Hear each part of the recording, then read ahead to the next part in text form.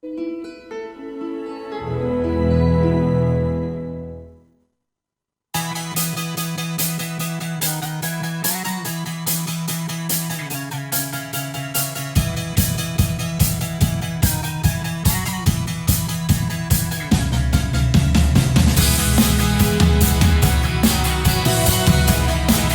ils sont comme moi, ils sont traités comme moi.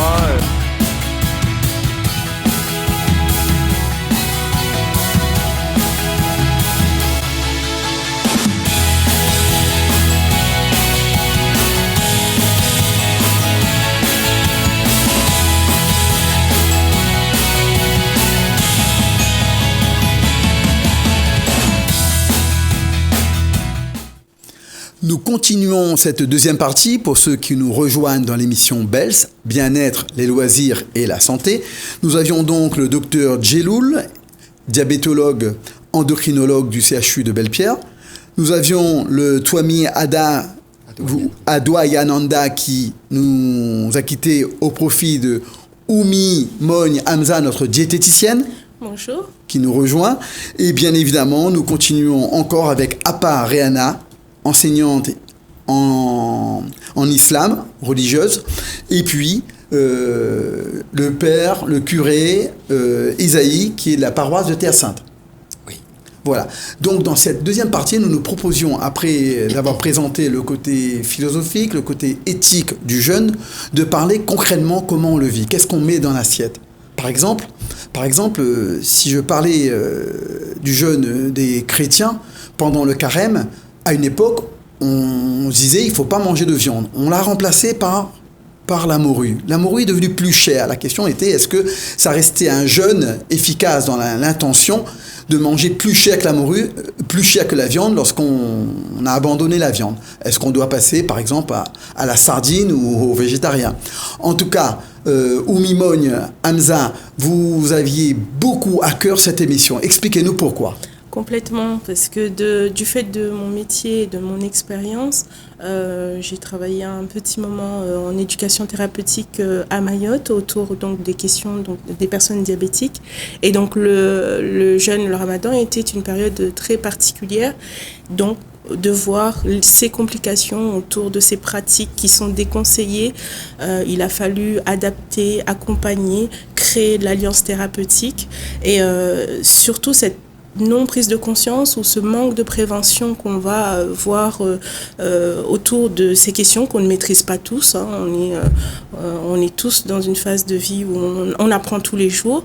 C'était important pour moi de pouvoir faire le point. Est-ce qu'on a des statistiques ici ou à Mayotte pour pouvoir justement montrer l'importance de ce sujet? Alors, sur Mayotte, les statistiques à l'époque, il y a eu beaucoup d'études autour de ça. C'est vraiment au bout d'une semaine de la première semaine de pratique du Ramadan, 50% des lits en médecine sont occupés par des patients diabétiques qui ont jeûné malgré le déconseil des médecins, des professionnels de santé.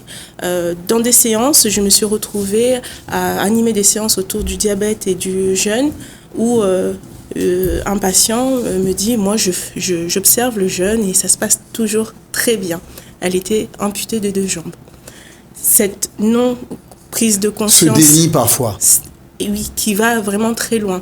Et donc ces séances étaient là pour justement donner de la forme et expliquer. On s'appuie des textes religieux et je trouvais complètement pertinent qu'on soit ici, qu'on en parle. Très bien, Oumi. Docteur, vous rencontrez la même chose dans votre service? Je pense que le contexte mahorais est déjà un peu différent du contexte réunionnais, beaucoup moins, mais ça arrive, oui. Je pense qu'en proportion, on n'est pas du tout dans les mêmes ordres de chiffres. On n'a pas la même population non plus, puisque la population mahoraise est majoritairement musulmane. Tout à fait. Alors qu'à La Réunion, je ne sais pas quel est le pourcentage, mais je pense qu'on est à peu près à 10-15%. Voilà, alors justement pour voir dans l'assiette, je vous propose notre reportage qui montrera différentes façons de manger.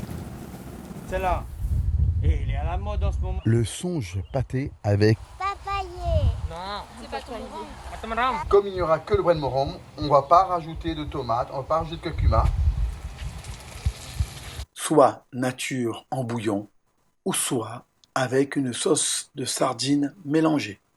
Lorsqu'arrive le ramadan, le carême, chacun peut trouver chaussures à son pied, que ce soit à partir de son jardin ou bien en commandant chez le restaurateur du coin. C'est un produit phare, on va dire, dans les îles de la Lune, à savoir Réunion, Mayotte, Comores, Moïli, Anchouan, Madagascar. On va retrouver de la banane verte qui est frite avec là de la patate douce. Ça aurait pu être d'autres types de racines. La cuisson étant la friture, ici on va faire attention justement à la fréquence. On a aussi été voir du côté d'un restaurant Bonjour, monsieur, indo-pakistanais. Rentrer dans mon home établissement. On va pouvoir parler du jeûne, même si ici c'est un restaurant. Exactement, on va parler un petit peu. Le moussa moussa, en fait, c'est pour nous, c'est spécial pour le mois de Ramadan.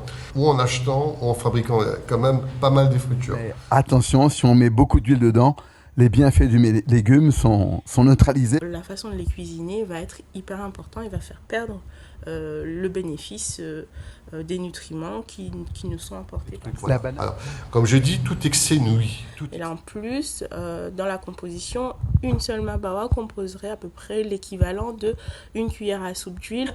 Au fait, le mabawa, on pourrait le comparer, donc excusez-moi pour la comparaison, mais plutôt au orgueil saucisse. Une fois toutes les 2 semaines, allez voir une fois par semaine.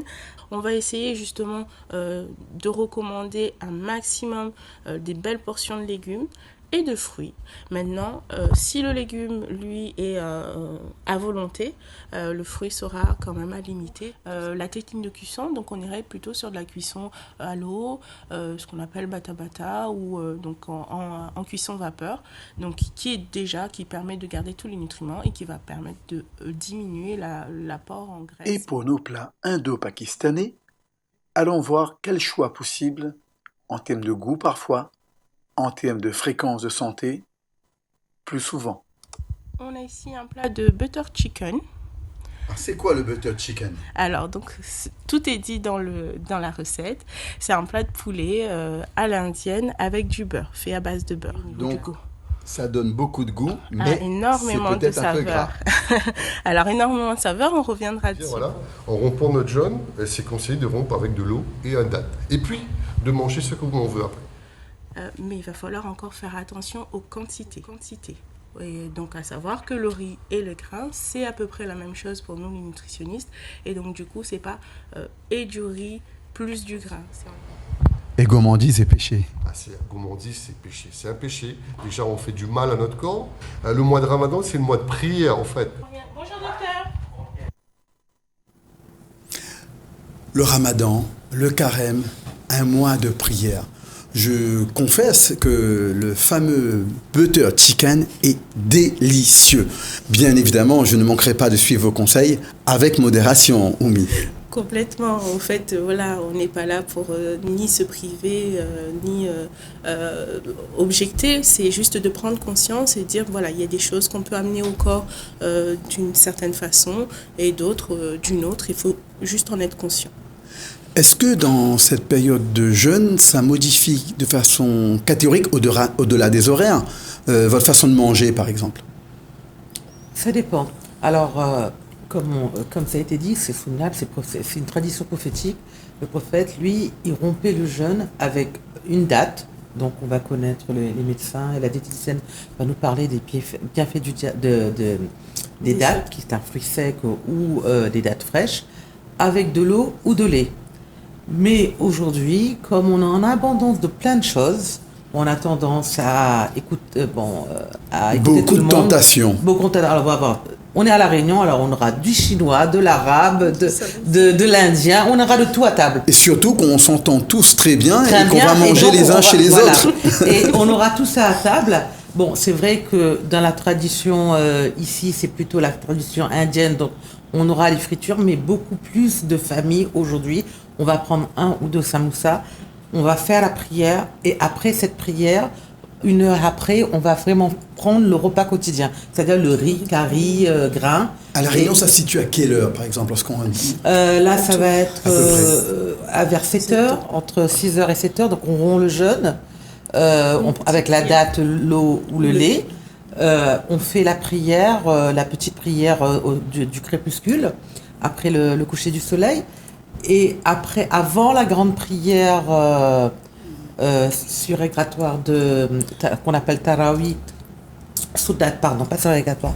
On peut revenir là-dessus Non, mais allez-y, vous corrigez. Alors, le Tarawih, la grande prière de la nuit du mois de Ramadan, donc il y a des gens qui mangent avant et après qui vont faire la prière, donc ça va les permettre aussi de digérer avec les actions de la prière. Et après, quand on retourne, souvent, on prend un yaourt, un petit dessert, se retrouver. Donc, c'est pas non plus... il faut reconnaître que dans l'islam, c'est surtout de ressentir dans la journée ce que les démunis et qui n'ont pas mangé ressentent toute l'année. C'est là toute la philosophie. La philosophie c'est-à-dire aller vers une forme d'empathie vers les nécessiteux. Voilà. Mon père, ouais. oui, excusez-moi mon père, mais est-ce que c'est exactement la même philosophie ? Disons qu'il y a cette dimension, mais je dirais que, comme je l'ai dit auparavant, que dans la tradition latine, c'est plus une abstinence qu'un jeûne. Et puis, à la limite, il n'y a pas, je dirais, d'aliments interdits dans le christianisme. Oui, les contraintes ne sont pas alimentaires. Absolument pas. Hein. Et je dirais, on se déplace un petit peu. Il y a cette dimension alimentaire. Et je dois dire également que dans le christianisme occidental et le christianisme oriental, les églises orientales, par exemple, coptes d'Égypte ou la tradition byzantine, les orthodoxes, que ce soit les Russes, les Grecs, les Bulgares ou d'autres, ou même la tradition syriaque, sont des églises qui sont très marquées par le monachisme, par la vie monastique. Et donc, cette dimension du jeûne est très marquée. D'accord. Et il y a une tradition. La tradition occidentale est beaucoup moins marquée, à part, bien sûr, dans les monastères, où il y a abstinence, bien sûr, par rapport aux viandes, par rapport à tout ce qui est peut-être un petit peu goûteux, et qui est déplacé également dans le sens du partage, de la prière, et d'autres dévotions, comme le chemin de croix ici à La Réunion. Docteur, cette pratique du jeûne, avec des heures de repas qui sont déplacées, donc les 2 repas, si on les ramenait sur 24 heures, sont rapprochés, puisqu'on doit aussi manger avant le lever du soleil. Déjà, l'organisation des repas, est-ce que ça peut troubler l'organisme ? Effectivement, si on fait le ramadan, je pense que vous ne me contredirez pas, de la mauvaise manière, c'est-à-dire si on mange à 19h des quantités pharaoniques, contrairement à ce qui se passe dans les périodes hors jeûne, évidemment, c'est pas bon, parce qu'on est dans l'excès, donc on est contraire à la philosophie. Au-delà de la philosophie, est-ce que ça n'arrive pas par justement une forme de volonté, mais cette frustration pour certains, même s'ils ont une intention au départ noble, va générer une surcompensation et en quantité, et en sucre, et en gras. Il faut lutter contre cette surcompensation, que ce soit pour les sujets sains ou les sujets diabétiques, d'autant plus. Complètement, parce qu'au fait, là, c'est l'appel au sucre et l'appel du gras qui est justement lié au fait de comment on vit son jeûne. Donc là, que ce soit donc ce que dit le Père Isaïe est complètement vrai aussi dans l'islam, puisque le jeûne n'est pas que, alors il est axé et on a beaucoup plus de recommandations au niveau alimentaire, mais il n'est pas axé, le jeûne n'est pas que le fait de se priver de nourriture. Et là, on rejoint le christianisme, on se prive de téléphone, etc., etc. C'est une privation pour se rapprocher des personnes qui ont le moins, de se rapprocher sa relation avec Dieu. Donc, et donc, à partir de ce moment-là, effectivement, la structure des repas doit être différente. Et on ne peut pas, physiologiquement parlant, on ne peut pas amener au corps sur un seul repas une quantité pharaonique ou inadaptée. Ce serait désastreux de le faire, mais pour ceux qui n'arrivent pas à faire autrement, parce qu'ils finissent par constater que, ils ont l'intention noble, mais quand on n'a pas mangé de l'avoine, et à ce moment-là, quand la nourriture arrive, si on se jette dessus, on n'est pas dans la philosophie, mais malgré tout, physiologiquement, parfois on peut plus se contrôler. Alors, qu'est-ce que vous adaptez ? Justement, cet appel est justement rattrapé par comment on vit son jeûne la nuit. C'est-à-dire que la structure dont Réma a parlé, c'est effectivement de dire que on amène un tout petit peu, d'abord, on amène du sucre assez rapidement, mais avec des fibres qui va permettre le passage du sucre de manière régulée. On réhydrate le corps, on s'habitue, on fait un peu d'activité physique la première prière. Ensuite, on revient. On peut se poser pour un repas qui est un peu plus dense, mais qui est correct et équilibré. Ça rejoint et des on conseils. repart complètement les conseils de jour qu'on donne pendant... Tout à fait. C'est-à-dire que manger lentement pour arriver à la satiété avant de s'être gavé finalement. Complètement. Et puis la petite collation qui vient après et le fait de se réveiller la nuit un peu avant le lever du jour que beaucoup de pratiquants malheureusement oublient ou abandonnent parce qu'il y a une activité de jour qui est beaucoup plus dense, etc., etc. Et donc ça vaut et pour le sujet sain et pour le sujet malade qui déciderait quand même d'aller vers ça. Alors, je reviens sur l'importance du suhoor, ce qu'on appelle se lever et se nourrir la nuit. Il y a beaucoup d'importance et beaucoup de bienfaits. D'une, en mangeant un petit peu d'apport calorique et de se réhydrater. Donc, le prophète, il a même beaucoup plus insisté sur le suhoor que sur le iftar, de la rupture du jeûne. Il a vraiment donné les bienfaits du suhoor, ne serait-ce même, il disait que réveillez-vous, ne serait-ce pour boire une gorgée d'eau et recouchez-vous, vous comprenez? Et moi, je me rappelle... Est-ce que, par exemple, cette eau-là, il y a une température recommandée?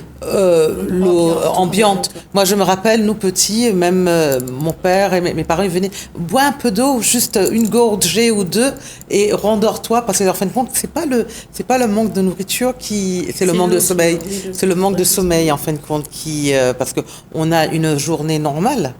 Et les enfants aussi jeunes, c'est pas obligatoire, mais c'est encouragé et puis c'est tellement apprécié. Ouais. On a justement cette interculturalité à La Réunion et il y a une vraie tolérance mutuelle. Je regarde par exemple dans les cours de PS, lorsqu'il y a le jeûne, s'il y a un cours qui se passe en plein soleil, tout le monde comprend que celui-là va moins courir que les autres. Le prof de PS, les camarades s'ils sont en sport collectif. Donc il y a vraiment une cohésion sociale derrière la pratique d'un individu, même si on ne partage pas sa religion. Et ça, c'est très bien à La Réunion. Est-ce que ça se retrouve un peu ailleurs en métropole ou finalement on finit par s'isoler pour pouvoir faire son jeûne en respect des préceptes religieux?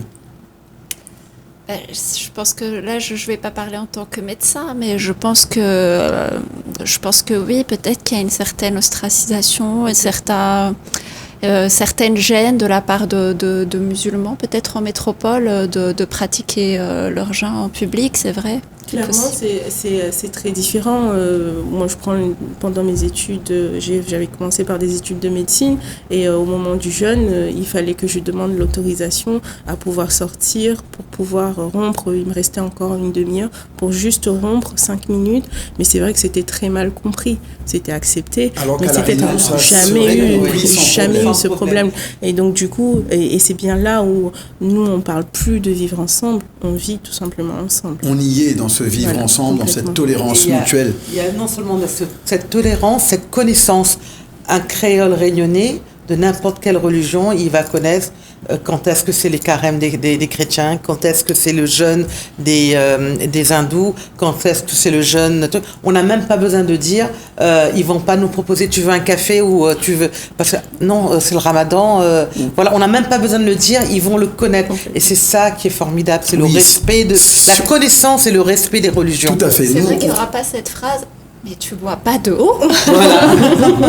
Comme vous avez rencontré pendant vos études en métropole. Même l'eau, non.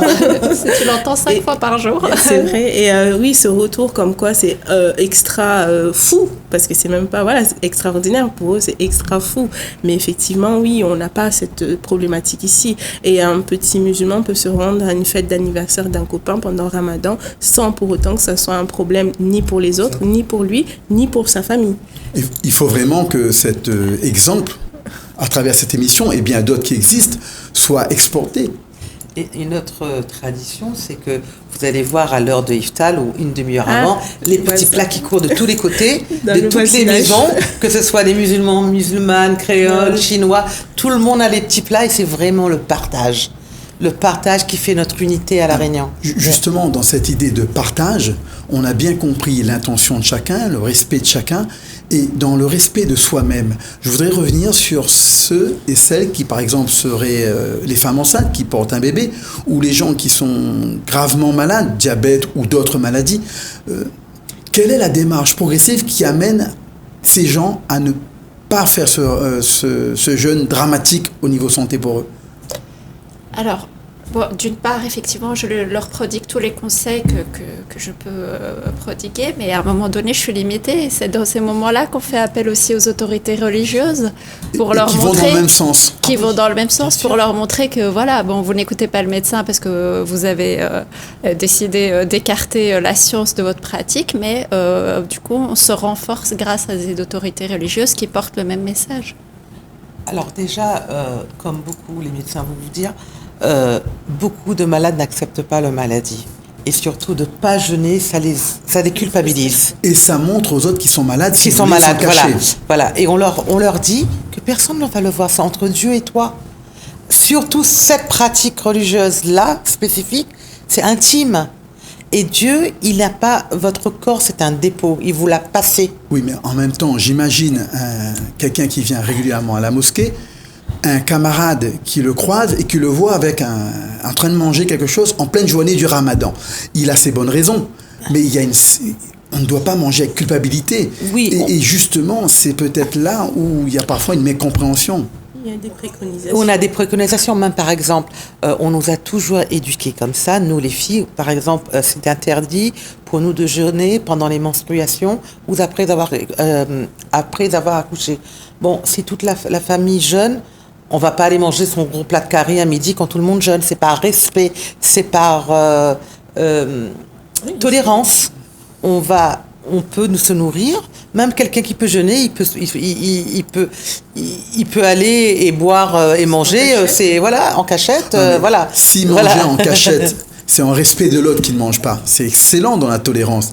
Mais il ne faut pas que ce soit par culpabilité. Non, vous avez compris ce que je voulais dire. Je comprends bien. J'ai bien compris que c'était la tolérance que vous mettiez en avant. La tolérance, et l'islam préconise votre corps. Vous pouvez pas jeûner. Jeûner, c'est pour un corps sain. À part Rihanna, oui. On va bientôt terminer l'émission. Je vous propose à chacun d'apporter sa pensée de conclusion et bien sûr à partager avec tous ceux qui nous regardent. Qui veut commencer ? Vas-y, Oumi. Alors, donc, moi, ce que j'aimerais, je pense que tout a été dit. Ce que j'aimerais juste rajouter, c'est que le jeûne, là, on a recentré sur les pratiques du jeûne Ramadan, mais les problèmes physiologiques qui se posent au jeûne s'opposent à toutes les formes des jeûnes. Les jeûnes intermittents, les nouvelles pratiques qui se veulent... oui, la physiologie reste valable. Elle reste la même. Elle est là, circonstancielle, elle est une pratique religieuse, mais c'est les mêmes dégâts et les mêmes risques si on le faisait n'importe comment. Voilà. Donc du coup, toujours être accompagné et de savoir pourquoi on le fait. Et pour cela, on a des diététiciens, des les médecins, des médecins qui sont là, mon père, et des représentants religieux qui sont en capacité d'accompagner spirituellement pour être dans le respect de sa démarche. Mon père ? Dans notre tradition, comme je l'ai dit, le jeûne est quelque chose d'assez modéré, et quelque chose qui serait extrémiste serait mal vu, puisque le jeûne est fait pour l'homme et non pas l'homme pour le jeûne.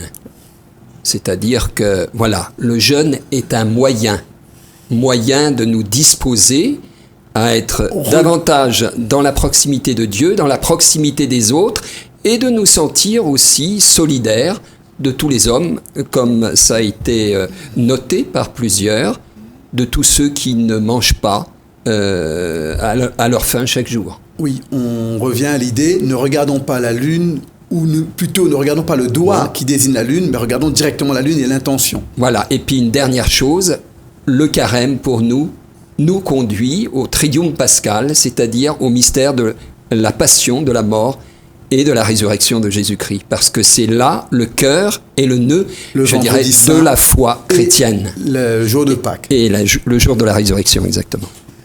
On va faire très court, puisqu'il nous reste très très peu de temps. Qu'est-ce que vous voulez rajouter, à part Rihanna ? Je rajouterai que le jeûne, c'est un moyen de se rapprocher de Dieu, certes, Et c'est aussi un moyen de ressentir ce que les gens qui n'ont pas à manger ressentent. Et aussi un autre moyen de remercier Dieu de ce qu'il nous donne gratuitement et qu'on n'a pas conscience. Merci à vous. Et docteur, on a parlé là des dangers d'un jeûne malmené. On aura l'occasion de vous retrouver, j'espère, pour parler des bienfaits d'un jeûne mené correctement. Avec plaisir. En tout cas, nous, les professionnels de santé, on n'est pas des adversaires et tous les patients diabétiques sont amenés à nous consulter avant de pratiquer leur jeûne pour justement vivre la meilleure expérience possible. Merci à tous de votre attention. Nous aurons le plaisir de se retrouver sur d'autres émissions avec nos invités, peut-être des thématiques où nous aurons le temps d'approfondir. En attendant, n'hésitez pas à nous regarder le samedi à 12h10, le jeudi à 16h30, à nous retrouver sur la page Facebook et sur Instagram. À bientôt.